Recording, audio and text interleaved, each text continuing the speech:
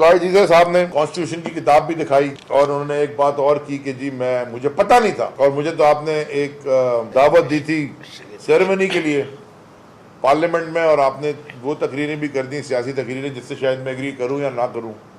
देखें, बड़ी आजिज़ाना मेरी आपसे दरख्वास्त है कि पाकिस्तान के अगले चीफ जस्टिस की जो तस्वीर आई टीवी के ऊपर, जो इमेजेस आई, जिनके राइट और लेफ्ट पे वो लोग बैठे थे जो पाकिस्तान की सियासत में, मुझे ये कहने दें, पाकिस्तान की सियासत का सबसे बड़ा कैंसर है आसिफ जरदारी।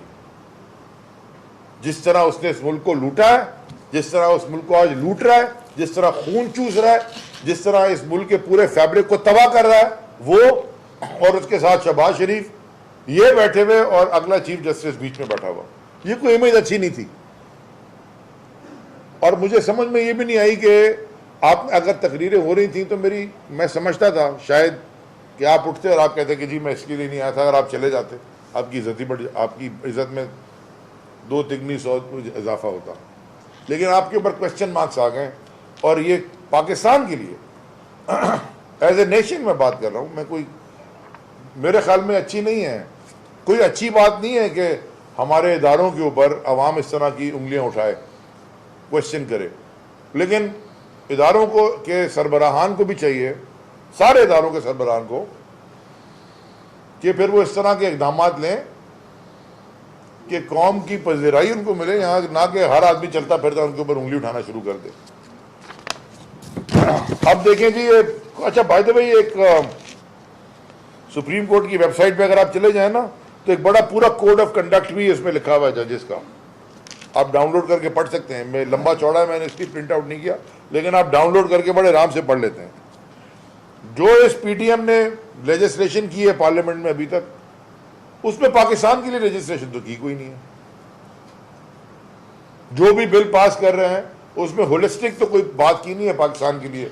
जो भी ये काम कर रहे हैं वो अपने इंडिविजुअल जात के लिए, अपने आप को अपने करप्शन केसेस बताने के लिए नैब बदल दिया, लॉ बदल दिया।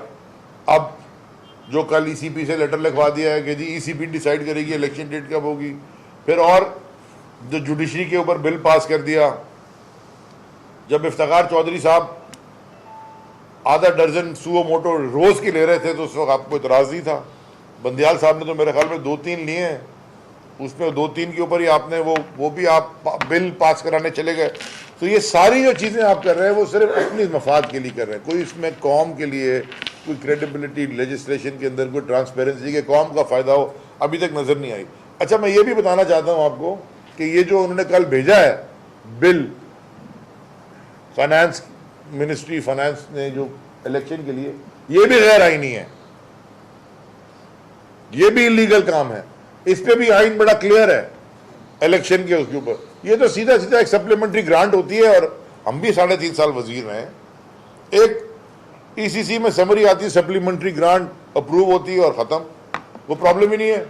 ये ड्रामा रचा रहे हैं जी, उधर से उधर भेज रहे हैं बिल, उधर से उधर भेज रहे हैं। आपको नजर आ रहा है इलेक्शन से भाग रहे हैं, और क्यों भाग रहे हैं ये भी आपको पता है। जब से ये रिजीम चेंज हुई है एक क्राइसिस के बाद दूसरा क्राइसिस आता गया पाकिस्तान में। मईशत का हाल आपको पता है। एक ऐलान में आपको और आज कर दूं कि अफ्रीका के 2 ममालिक, मैं भी आपको नाम भी बताता हूं, मैंने जो लिखे थे, 2 ममालिक अफ्रीका के, बुरुंदी, सीशेल्स और ये तोमे,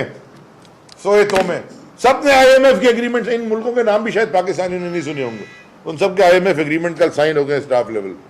और ये जो आसिर चढ़ा के आए थे डॉलर हिसाब कि मैं ये कर दूंगा, मैं वो कर दूंगा, अब वो अमेरिका ही नहीं जा रहे, फारिग हो गए। और आखिरी जो मैं बात आपसे करना चाहता हूँ बड़ी इंपॉर्टेंट है, ये जो उन्होंने सेम डे इलेक्शन की डिमांड रखी है जी, सेम डे इलेक्शन। तो फिर एक काम करें, Sindh assembly, national assembly, Balochistan assembly, आप तीनों डिसॉल्व करें ना, डिसॉल्व करें, क्योंकि 16 तारीख से आगे तो इलेक्शन जा नहीं सकता किसी भी तरीके से, या आप सारी डिसॉल्व कर दें। ये आप में हिम्मत नहीं करने की भाई, आप सेम डे इलेक्शन जाते हैं ना, नेशनल असेंबली बलूचिस्तान और सिंध डिसॉल्व करें, बात करते हैं सेम डे इलेक्शन की। वो आप करेंगे नहीं। 16 तारीख का इलेक्शन पंजाब के PK में, आप खैबर पख्तूनख्वा में, उससे आप डर रहे हैं, कराना नहीं चाहते क्योंकि आपको शिकस्त दीवार पे लिखी हुई नजर आ रही है।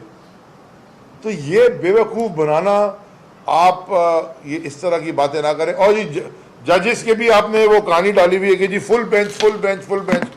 भाई साहब, ये आप जो आपका सिस्टम ऑफ पॉलिटिक्स है ना, वेस्टमिनिस्टर फॉर्म ऑफ डेमोक्रेसी, जो कि कनाडा में, इंग्लैंड में, हिंदुस्तान में और पाकिस्तान में ये जो वेस्टमिनिस्टर फॉर्म ऑफ डेमोक्रेसी है, इसमें मेरा नहीं ख्याल कि पूरी यूके की या कनाडा की तारीख में कभी फुल बेंच बना है।